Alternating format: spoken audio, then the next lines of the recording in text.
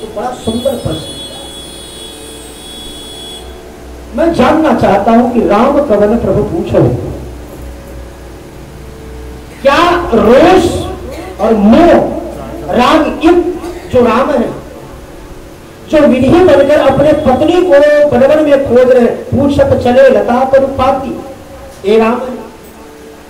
अथवा जिन्हें क्रोध आया और आवेश में आकर शर्मा पुत्र राम को मारा, ये राम है। अच्छा, भगवान में भी क्रोध और मोह राग होता है? भगवान तो सच्चिदानंद है। हे मुनि जागवली, मैं जानना चाहता हूं कि विश्व के प्राणियों को क्या शिक्षा दूं, कौन राम का भजन किया जाए। अब इस कथा को श्री जागवलिक जी ने ज्ञानपीठ से जोड़ा। हे मुनि भरद्वाज, जैसे तुम्हारे मन में संशय नहीं है, चाहो सुने राम के गुणा, तो भगवान के गुण चरित्र को, रहस्य को सुनना चाहते। देखो, कथा में जब तक आप उतरना नहीं सीखेंगे तब तक आप कथा नहीं सुन सकते। और बड़े बड़े महापुरुष कथा में उतरते ही, जब तक वो नहीं उतरेंगे तब तक वो कथा नहीं सुन सकते। कथा सुनने के लिए साधक मात्र को, जीव मात्र को उतरना पड़ता है। कोई पद से उतरता है, कोई प्रतिष्ठा से उतरता है, कोई विवेक से उतरता है, कोई अभिमान से उतरता है, कोई ज्ञान से उतरता है। ज्ञानी कहे कि मेरे को क्या कथा सुनना, मैं सब जानता हूं, तो कथा नहीं सुन पाएगा। अभिमानी कहे कि मेरे को क्या कथा सुनना, एक राम रहे, एक रावण ना, एक क्षत्रिय रहे, एक बाभन ना। उनने उनकी पत्नी को हरण किया तो उनने उनकी बहन को नाक काटा, और इतनी बात की बात करना, तुलसी धर गई तो थरना, एक कौन है राम का? इसको क्या सुनना है? उनको भी बात पद से जो उतरे, इस कथा में उतरना पड़ता है। आप सब उतर कर आए, अगर उतर के नहीं आते तो कथा नहीं मिलती। इसलिए भगवान की कथा उतारती है। जो उतरना सीखा उसी के फट में भगवान की कथा उतर जाती है। तो ये जितने लोग आए, इसलिए कर्म कांड पर बैठे श्री मुनि भरद्वाज परम ज्ञानी है, बृहस्पति के पुत्र है, क्या नहीं जानते। लेकिन हम जीवों को कल्याण करने के लिए केवल अज्ञानी बनकर कह रहे, चाहो सुने राम के गुणा, तो राम जी के गुण चरित्र सुनना चाहते हो। राम कवन प्रभु पूछो, ध्यान से सुनो, ऐसे ही संशय किन्न भगवान। हे ऋषिवर, त्रेता में एक बार भगवान देवादिदेव महादेव जिस वन में भगवान के द्वारा वन लीला हो रही थी दंडकारण्य में, उसी वन में महर्षि अगस्त के आश्रम पर श्री दक्ष पुत्री माता सती को लेकर राम कथा सुनी। यहां तक तो ठीक था। माता सती ने कहा, कहां जा रहे हो? भगवान शिव ने कथा सुनने जा रहा। अच्छा, मैं भी चलूं? भगवान शिव ने कहा, हाँ, कथा तो दोनों को बैठ के सुनना चाहिए। दाम्पत्य जीवन है तो पति और पत्नी दोनों बैठ के कथा सुने। जो पति बात न सुने, पत्नी सुनकर समझाया जाकर, जो पत्नी न सुन पाए, पति जाकर समझाए, घर पर परस्पर सत्संग करें, दोनों को बैठ के कथा सुनना चाहिए। चलो, भगवान शिव प्रसन्न। गोस्वामी जी ने कहा कि देवी 3 रूप में आ रही है। दक्ष की पुत्री बनकर के, एक स्त्री का 3 रूप होता है। वो पुत्री भी होती है, पत्नी भी होती है, मां भी होती है। किसी की पुत्री होती है, किसी की पत्नी होती है, फिर किसी की मां बन जाती है। गोस्वामी जी ने 3 रूप में माता को लाया, लेकिन आया तो 3 रूप लेकर सती माता, और गई तो भगवान शिव यही त्याग दिया। एक बार त्रेता जुग माही, शंभु गए कुंभचर सिपाही, संग सती जग जननी। कोई व्यवहार नहीं। जो ही स्त्री, अच्छा, भगवान शिव से लोगों ने पूछा कि इसी वन में भगवान लीला कर रहे हैं, वही दंडकारण्य था, और पहले आपको भगवान के पास जाना चाहिए था। जिनकी कथा सुनने जा रहे हो, तो पहले तो यह था उद्देश्य कि जिनकी कथा तो यही सुनने है कि भगवान का दर्शन हो जाए, और भगवान उसी वन में लीला कर रहे हैं, तो पहले आपको राम जी को दर्शन कर लेना चाहिए था। भगवान शिव कहते हैं कि भगवान का दर्शन तो कभी हो सकता है, लेकिन भगवान की कथा भैया वो सब जगह नहीं मिल सकती है। इसलिए यह समय मैं पहले चूकूं क्यों, इसलिए प्रथम मैंने भगवान की कथा को महत्व दिया और कथा ही हमको भगवान के दर्शन सुलभ करा दे। सीधे अगस्त जी के आश्रम पर आए। सती माता सावधान नहीं, देखो कथा को तो सुन रहे, लेकिन सती माता को हुआ जब महादेव आए तो श्री अगस्त जी उठकर प्रणाम किए। करना चाहिए, विनम्र पुरुष को किसी को भी स्वागत करना चाहिए, उठकर खड़े हो। कभी कभी लोग किसी के उठकर प्रार्थना स्वागत करने पर उनमें अयोग्यता का दर्शन करते, अरे कुछ नहीं जानते हैं, ये अयोग्य है इसलिए मेरे को इतना सम्मान दे रहे हैं। लेकिन जो विवेकी महापुरुष होते हैं वो जब कोई सामने वाला उठकर खड़ा होकर सम्मान करता है तो उसमें अयोग्यता नहीं बल्कि उनकी विनम्रता का दर्शन करते हैं। एक ज्ञानी मार्ग, क्योंकि ज्ञानी जो होते हैं विनम्र होते हैं। तो ये श्री महादेव भगवान शिव ने विचार किया, इतने ज्ञानी होते हुए महापुरुष कितने विनम्र है अगस्त जी, प्रणाम मुझे करना चाहिए, वक्ता है, मैं श्रोता हूं और स्वयं प्रणाम कर रहे हैं, कितने योग्य है, विनम्र है। सती माता को लगा कि ये योग्य है, योग होते तो हमें प्रणाम करते, लेकिन श्री अगस्त जी तो यह देख रहे हैं कि माता कथा सुनने आई है, मेरी माता यह सुनने आई है कि मेरा अबोध बालक क्या कहता है, इनकी भाव यह है। और सती माता ने विचार किया, श्री अगस्त जी में अयोग्यता का दर्शन हुआ, इसलिए कथा उतर नहीं पाई, क्या कथा इनसे सुनना, चलो वो चली गई बाहर। पूरी कथा हो सुनी महेश परम सुखमान, भगवान गदगद हो गए, ऐसे गदगद हो गए कि अब देवादिदेव महादेव जो कथा सुनी थी उसी प्रभु को, उसी लीला को दर्शन करना चाहते, वह लीला की चर्चा। भगवान शिव ने कहा कि कथा तो बहुत बढ़िया सुनाई आपको, दक्षिणा क्या दूं? तो अगस्त जी ने कहा कि जिसके पास जे होता है वही मांगना चाहिए। अगर आप देना चाहते हैं तो यही दीजिए कि भगवान के युगल चरणों की भक्ति की प्राप्ति, और फिर वही राम कथा मुनि वर्ज बखानी सुनु महेश परम सुखवानी।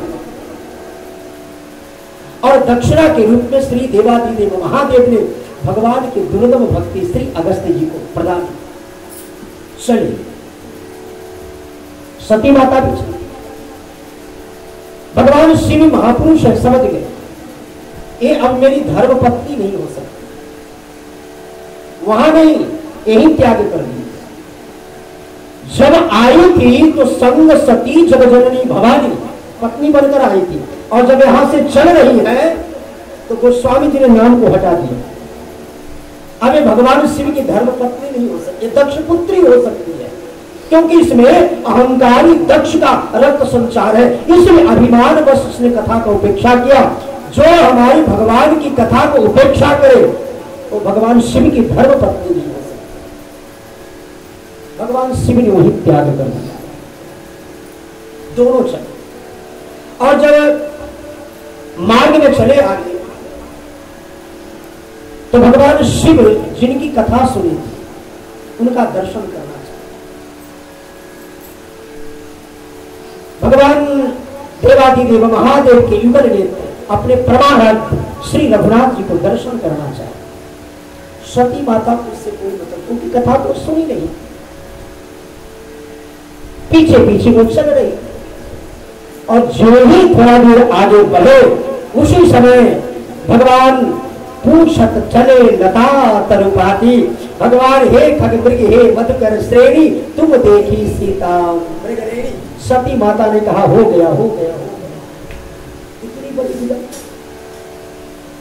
मैंने सोचा था कि मेरे पति महाज्ञानी है तो महामूर्ख है, इतना बड़ा मूर्ख, जिसको इतना समझ मैं तो समझ माथा पीटी। जब भगवान शिव ने कहा सच्चिदानंद जग पावर, दूर से ही प्रणाम किया, सच्चिदानंद भगवान की प्रणाम। सती माता ने कहा ये क्या हो गया, सचमुच ये भोले हैं, दिगंबर है। एक मनुष्य को प्रणाम कर रहे हैं जिसको सारा विश्व प्रणाम करता है, एक मनुष्य को प्रणाम कर रहे हैं। इनकी बुद्धि खराब होगी। अगर इनके जगह दूसरा होता तो पूरा क्लास नहीं होता। ये भगवान है, भगवान रोता है, वो आनंद कर भी रहे, सच्चिदानंद, सत्य कहिए जो विनसे ना, ये सत्य है जो दिख रहा है। चित्त चैतन्य, इसका चित्त भी विचलित है, अपने में नहीं है, परेशान है। और आनंद सब घट करे आनंदा, यहाँ तो आनंद का दर्शन नहीं हो रहा, ये तो रो रहा है। और इसको हमारे प्राणेश्वर कह रहे सच्चिदानंद। सती माता उलझ गई, मनुष्य है कि भगवान है, मनुष्य है कि भगवान है। अगर मनुष्य है तो मेरे स्वामी प्रणाम किए, और अगर यह भगवान है तो ये क्यों ऐसे लीला करते मनुष्य की। भगवान शिव समझ गए, देवी अगर मेरे तरह तुम ठीक से कथा सुन ली हो तो शायद यह स्थिति तुम्हारे सामने प्रकट नहीं है।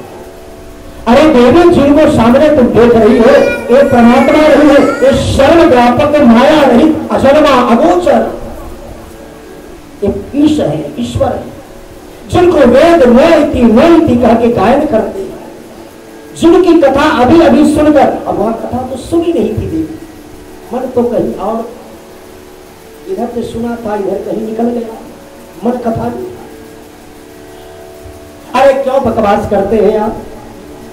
अच्छा ठीक, अगर मेरे बातों पर अगर विश्वास है तो जाई परीक्षा ले, जाओ परीक्षा ले। सती माता ने कहा बहुत बढ़िया, ये तो बहुत बढ़िया बात है, जरूर परीक्षा में ये भगवान है कि मनुष्य है। भगवान शिव ने कहा कि जो प्रतीक्षा का विषय है उस परमात्मा को ये देवी परीक्षा लेनी चाहिए, इनका कल्याण नहीं, जाओ। लेकिन फिर भी ये केवल मेरी पत्नी नहीं है, तुम त्रिभुवन गुरु वेद वखाना, मैं त्रिभुवन गुरु हूं तो मेरी परम शिष्या है, इसलिए गुरु के नाते सती माता को समझाया, करो सो जतन विवेक विचार। देवी थोड़ा ठीक विवेक से काम ले लो, जा तो नहीं हो लेकिन विचार के साथ थोड़ा विवेक से काम लेना। कई कई लोग विचार तो करते, ज्ञान को ताका पर रख देते। सती माता ही, और सबसे बड़ी विडंबना की जो गुरु वचनों को अनादर करे, गुरु के वचन प्रतीत न जेहि, जिसको गुरु वचनों में प्रतीत नहीं होता है तो उसको विवेक साथ छोड़ देता है। विवेक मतलब ज्ञान। ज्ञान क्या है? ज्ञान अखंड एक सीतावर, मतलब जो सदगुरु को तिरस्कार करता है भगवान उसको त्याग कर देते, भगवान उसे अपनाते नहीं, तो भगवान का कृपा भाजन नहीं हो सकता। तो सती माता चाहिए। और विचार क्या कि ऐसा क्यों न करूं, बढ़िया परीक्षा रहेगा, जिसको यह खोज कर रहा है उसी का बेस बना, और फिर देखो सही में पहचान करता है कि अगर पक्का खिलाड़ी है, परमात्मा है, तो फिर दूध का दूध पानी का पानी करेगा, और कच्चा खिलाड़ी होगा। हमारे महाराज जी कहते थे तो पक्का होना जो चाहो तो किसी पक्के के संग खेल, और नहीं तो सरसों, कच्ची सरसों पेड़ के न खल्ली मिला न तेल। पक्का होना चाहते हो तो किसी पक्के खिलाड़ी का संग करो, कच्चे के साथ खेलोगे तो कच्चे बने रहोगे, पक्का खिलाड़ी के संग। तो सती माता चाहिए। और सीता कर वेश, जिसको भगवान पूछ रहे थे, हे भगवान के हे वध कर सेनी, तुमने मेरी भार्या सीता को देखा, वही वेश बना।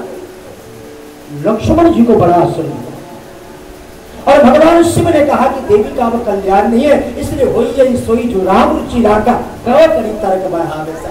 राम राम जप, भगवान शिव समाधिस्थ होकर राम नाम जप करने लगे। सती माता ने कहा कि आप नहीं चलेंगे? कहा? जहां मैं जा रही हूं परीक्षा लेंगे। भगवान भोलेनाथ ने कहा देवी जिसको रोग होता है इलाज उसी को करवाना चाहिए, डॉक्टर के पास उसी को जाना चाहिए। रोग आपको लगा है तो हमको तो मस्त है, हमको तो कोई रोग है नहीं, आप जाओ इलाज कराओ। आप बोले मैं यही राम नाम भजन करूंगा, आपकी प्रतीक्षा करूंगा, कब आप स्वस्थ होकर आती है। अब तो सती माता चली है, और इधर सीता कर भी। सो लक्ष्मण जी ने देखा, जीवाचार्य वही जो श्री रामानुजाचार्य भगवान के रूप में भूतल पर प्रकट हुए, श्री लक्ष्मण जी ने देखा ये हमारी माता जानकी है। सो सब समझ गए। लक्ष्मण जी ने कहा, जीवाचार्य है ना, लक्ष्मण जी ने कहा कि खग समझे खगही की भाषा, ये जिनको परीक्षा लेने आई है तो क्यों नहीं जहां परीक्षा लेने जा रही है उसी हॉल में भेज दो, परीक्षार्थी तो ही बैठे, बढ़िया परीक्षा हो, एग्जामिनर बनकर आई है देवी। सो भगवान ने दूर से ही दी, सती माता दूर से ही। भगवान ने कहा अभी कुछ कह रहे, अच्छा रूप तो बहुत बढ़िया बनाई थी सती माता। कभी कभी व्यक्ति रूप तो बढ़िया बनाते हैं लेकिन आचरण पर खड़े नहीं उतरते हैं।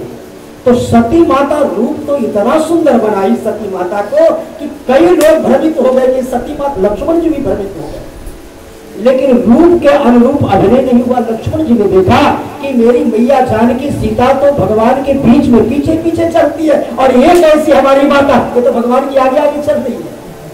इसका मतलब ये नकली माल है, ये कोई ही नकली सौदागर है। अच्छा ठीक है, प्रतीक्षा करूं। और जो ही भगवान के पास गई, बेचारी कल्पना भी नहीं की थी, जो ही श्री राम जी ने देखा सो हाथ जोड़ पावन प्रभु किन्न प्रणामु, कहिए कहिए देवी भगवान शिव कहाँ है, आप अकेले कहा ये जंगल में डोल रही है। अब तो सती माता को लगा कि आई थी यहां परीक्षक बनकर, ये तो परीक्षार्थी मेरी परीक्षा ले लिया, दोनों आंख बंद कर दी, भयभीत हो गई। नेत्र खोला तो जिधर देखती है उधर राम जी है, बीच में माता जानकी है, पीछे लक्ष्मण जी है, अनेकों ब्रह्मा विष्णु महेश ऋषि सात भगवान के चरणों को सम्मान कर रहे हैं। कांप गई। सबसे बड़ा भय अब यह है सती माता के लिए कि जब मैं लौट कर जाऊंगी और प्राणेश्वर पूछेंगे कि लिंग परीक्षा कब होगी, तो कौन कौन विधि वहां मैं निवेदन करूंगी। आई थी शिक्षक बनकर और यहाँ विद्यार्थी का भी नहीं मिलेगा रिजल्ट। भगवान अपनी माया को खींचा, सती माता भयभीत और आई भगवान शिव के पास। भगवान शिव मुस्कुराते हुए बोले, कहिए कहिए देवी, आइए आइए आइए विराजिए। अब देखो वाम भाग में नहीं, सन्मुख शंकर आसन में। इसका मतलब है कि भगवान शिव ने त्याग कर दिया। पत्नी का आसन पति के वाम भाग में होता है, और जब माता सती आई है तो भगवान शिव ने कहा नहीं, सन्मुख शंकर है, आइए आइए। अब आप हमारी धर्म पत्नी नहीं हो सकती, आप तो हमारी गुरु ही हैं, आइए बैठिए। लिंग परीक्षा कब होगी, इतनी परीक्षा। सती माता ने कहा कि नहीं नहीं, कौन कहता है, मैं परीक्षा लेने गई। कछु न परीक्षा लिंग गोसाई, फिर बोले किन्न प्रणाम तुम्हारी लाई। भगवान भोलेनाथ ने कहा अगर ये भावना थी तो जब कथा सुनकर आ रहे थे जैसे मैंने प्रणाम किया था, आप वही प्रणाम कर ली होती। अब भाव आया, भगवान भोलेनाथ ने कहा कि ऐसा हो नहीं सकता। और उसी समय देवादिदेव महादेव जब अंतर्मुख हुए तो देखा सारा चित्र, यह तो देवी मेरी प्राण आराध्या माता सीता का वेश बनाई है। निष्ठा का दर्शन अगर करना हो तो भगवान शिव की लीला मात्र में केवल सती माता ने सीता जी का वेश बनाया, और इतने मात्र से देखो निष्ठा आराध्य के प्रति कितना है कि भगवान शिव ने विचार किया कि जो हमारी प्राण आराध्या माता जानकी सीता का वेश बनाई है, अब इनसे मेरी पत्नी का भाव कैसे। लेकिन धर्म पत्नी है, त्यागू कैसे, धर्म पत्नी इनको त्यागू कैसे। तो यहां गोस्वामी जी कहते हैं कभी कभी अगर मेरा भी मन उलझ जाए तो वही काम करो। आप जीव हैं, जीव का उलझना स्वभाव है। किसी मोड़ पर अगर मन आपका उलझ जाए और यह निर्णय नहीं हो कि क्या करना चाहिए, ये सही है कि यह गलत है, तो क्या करना चाहिए। तो हमारे महाराज श्री गुरुदेव एक दोहा कहते हैं, जो न सुलझे तेरे उलझे हुए धंधे, जो न सुलझे तेरे उलझे हुए धंधे तो भगवान के इंसाफ पर सब छोड़ दे बंदे। वो क्या करेगा? पर वो तेरा हर मुश्किलें आसान करेगा और जो तू न कर सका उसे भगवान करेगा। जब बात उलझ जाए तो सब भगवान पर छोड़ दो, भगवान ऐसा फैसला देंगे, ऐसा निर्णय।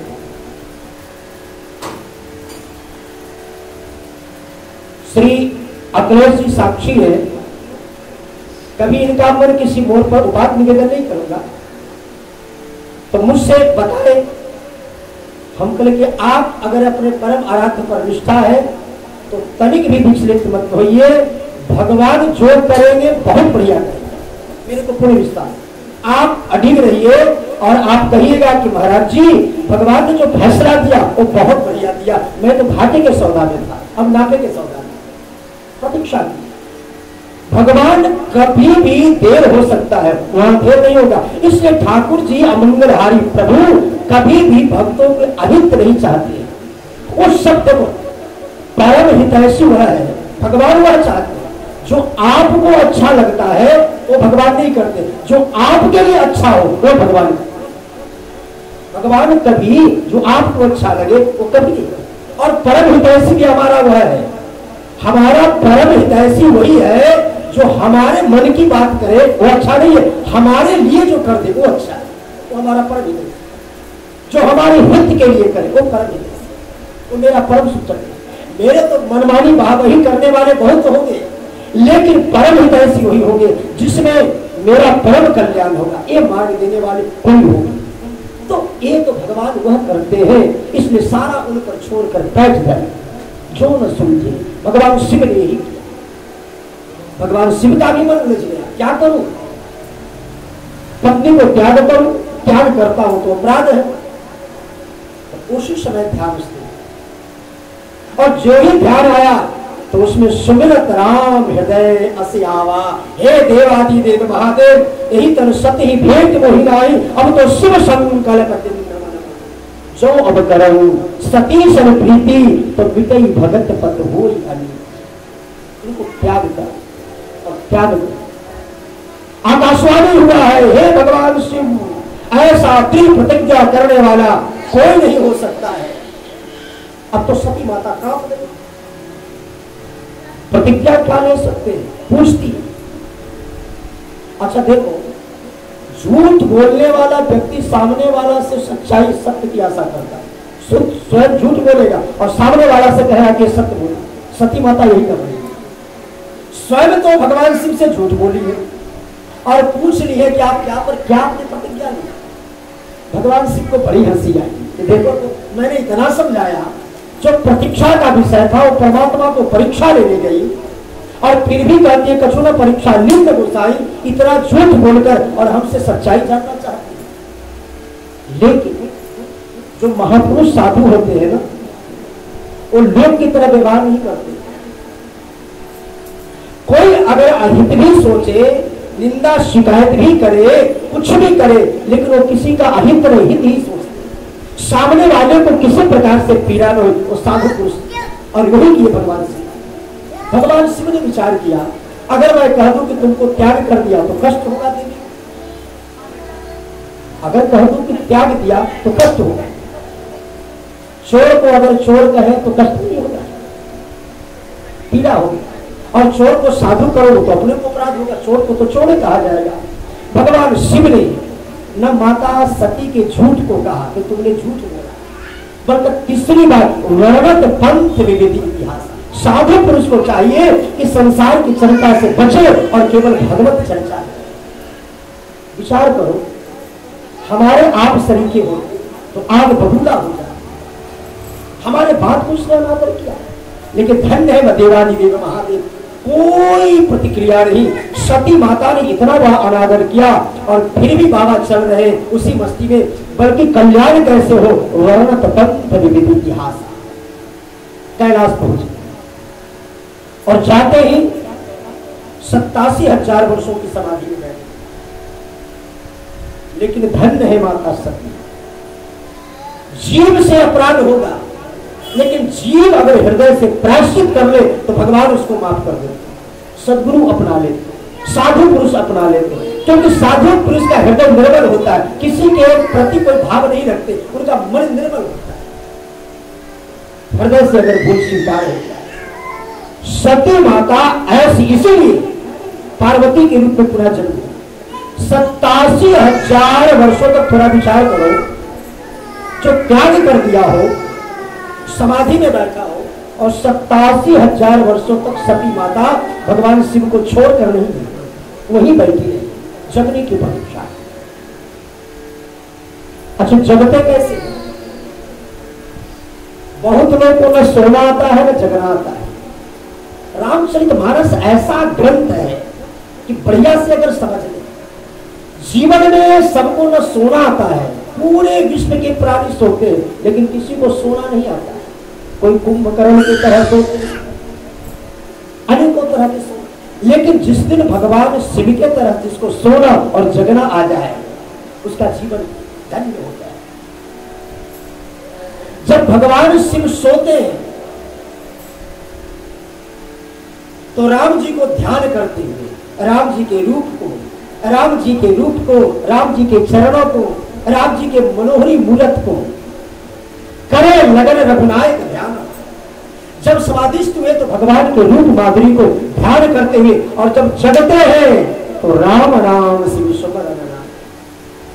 जब जगते हैं, जगते हैं तो जगते ही श्री सीताराम, श्री राम। साधु पुरुष जब जगते हैं तो श्री राम, श्री राम, श्री राम करते हुए सती माता जान प्राणेश्वर जग चरणों में प्रणत हुई, और फिर कथा पर कोई शिकवा शिकायत नहीं, फिर कथा प्रारंभ। अब चौथे जो भूल हुई, बात बन जाती। उसी समय विमानों पर बैठकर सभी देवता जा रहे थे दक्ष प्रजापति की यज्ञ। सती माता का ध्यान उधर गए, कथा से फिर मन हटा। ये कौन जा रहे हैं? भगवान शिव ने कहा, अरे आप तो कथा सुनो, कथा सुनने आई हो तो कथा सुनो। दुनिया में बहुत पशु पक्षी है, चाह रहे, क्या मतलब है? अनेकों प्रकार की सब बोलियां बोलते हैं, तो ध्यान से कथा सुनो। अरे नहीं, मेरे को बताइए, बड़ी सुंदर आवाज आ रही है। भगवान शिव समझ गए, ये देवी का कल्याण है, तुम्हारे पिता यज्ञ कर रहे। अच्छा, मेरे तो आप नहीं चलेंगे? मैं क्यों जाऊं? क्यों? इसलिए कि निमंत्रण नहीं आया। अरे पिता के घर तो ऐसे भी जाना चाहिए। बोले, बात तो बहुत उचित कही तुमने, गुरु के पिता के घर, स्वामी के घर बिना बुलाए भी जाना चाहिए, लेकिन तदपि विरोधमान जब कोई तहां गए कल्याण। देवी, तुम्हारे पिता दक्ष हमसे, हम उनके दामाद हैं, लेकिन फिर भी ब्रह्मा जी के सभा में हमारा उनका किसी बात पर खटक गई थी, और प्रतिशोध की भावना इतना कि सबको तो उन्होंने निमंत्रण दिया, मेरे को निमंत्रण नहीं। कोई बात नहीं, चले। अच्छा, आप नहीं जाते तो मेरे को जाने दो। भगवान भोलेनाथ ने कहा, चलो केंद्र छूटे जाओ। और गणों के साथ सती माता को भगवान शिव ने भेजा। गोस्वामी जी कहते हैं, श्रेष्ठ जनों का, पूज्य जनों का, गुरुजनों का जिस दिन कोई वचनों का अनादर करे, उसी दिन उसका हित हो जाए। और यही हुआ सती माता। जब पहुंची है तो दक्ष प्रजापति देखते ही आग बबूला हो गए, ये हमारी शत्रु की पत्नी, भले ही हमारी बेटी है, ये कैसे आ गई? माता प्रसूति किसी तरह से मिली, और जब सती माता ने देखा कि यज्ञ में कहीं भी मेरे प्राणेश्वर का कोई भाग नहीं है, तो इतना पीड़ा हुआ, और उसी समय क्रोधित होकर कहा, जितने यज्ञ सभा में बैठे थे सबको फटकार लगाया। किसी ने कहा कि शरीर को क्या करोगे? बोले, इस शरीर का संबंध दक्ष से है, इस शरीर में दक्ष का रक्त संचार हो रहा है, इसलिए मैं सदा से ऐसे अभिमानी दक्ष के कारण मुझसे जो अपराध बढ़ा, मैं सदा के लिए उनसे संबंध को विच्छेद करना चाहूं। और उसी समय सबको फटकार लगाते हुए योग अग्नि में जलाकर राख कर दिया सती। लेकिन सती मरत हरि सन बर मांगा, जन्म जन्म शिव पर प्रायश्चित हुआ। सद्गुरु वचनों का, पति वचनों का अनादर तो हुआ, लेकिन ऐसा हितकारी। देखो व्यक्ति को बाद में जब घटना घट जाती है ना, तब पश्चाताप होता, अरे ये तो मेरे हित का काम, मैंने बहुत बड़ा भूल किया। सती माता अगर वहां सावधान होती तो शायद ये घटना नहीं है, लेकिन फिर भी जो मन में यह भाव था, विधाता ने इनकी भावना को देख करके वहां भगवान शिव को इसकी जानकारी मिली, सारी यज्ञ को विध्वंस कर दिया गया। भगवान शिव क्रोधित हुए और वहां से गरुड़ को भेजा है, और गरुड़ ने आकर के दक्ष प्रजापति के शरीर के सर को धड़ से अलग कर दिया, पूरा कोहरा मच गया। जब भगवान शिव आए तो देवताओं ने प्रार्थना किया है कि भगवान है तो आपका ससुर ही, कृपा करे। भगवान देवाधिदेव महादेव तो परम कृपालु है, बोले ठीक है, किसी भी सर को ले आओ। तो एक बकरे का सर मिला कटा हुआ, देवताओं ने उसी बकरे को सर लाया और दक्ष प्रजापति के धड़ से जोड़कर भगवान शिव ने उसमें प्राण का संचार किया। दक्ष प्रजापति बहुत प्रसन्न हुए और बकरे की तरह ने करके और भगवान की स्तुति करी। आज भी शिव मंदिर में लोग जाते हैं तो गाल बजाते हैं, क्यों? इसलिए कि इस आवाज से भगवान शिव बहुत प्रसन्न होते। यहाँ दक्ष प्रजापति का यज्ञ विध्वंस होता है। श्री जागवल्लभ जी कहते हैं, मुनि भरद्वाज, वही माता सती पार्वती के रूप में माता मैना के गर्भ से जन्मी। मैं ना, जिसमें मैं न है, अभिमान नहीं, अभिमान रहित गर्भ से जन्म ली है। समय कितना हो गया? अच्छा 8 से ऊपर हो गया। आज तुम भाव में भगत जी के में वही गए। अच्छा चलो, अब मैं भगत जी ऐसा छेड़ दिए थे कि समय है तो ध्यान मत रखिएगा, तो हम भी भाग में हो गए। लेकिन आप लोग को भी जाना है, मैं इसको सामासिक शैली में विश्राम देता हूँ। फिर यहाँ पार्वती के रूप में गौरी शंकर विवाह का बड़ा अद्भुत गोस्वामी जी ने दर्शन कराया। राम कथा का प्रहरी है, इसलिए जीवन में श्रद्धा माता पार्वती और विश्वास शिव है, दोनों का मिलन से ही। अच्छा देखो, यहाँ श्री जागवल्लभ जी कहते हैं, प्रथम ही कही मैं शिवचरित बूझा मरण तुम्हारा। कितनी बड़ी प्रतीक्षा। शिव चरणों में जिसका अनुराग नहीं होगा, शिव सदगुरु है, सदगुरु चरणों में जिसका अनुराग नहीं होगा वो भगवत चरित्र का अधिकारी नहीं हो सकता है, भगवत कथा। इसलिए आपने मुझसे प्रश्न किया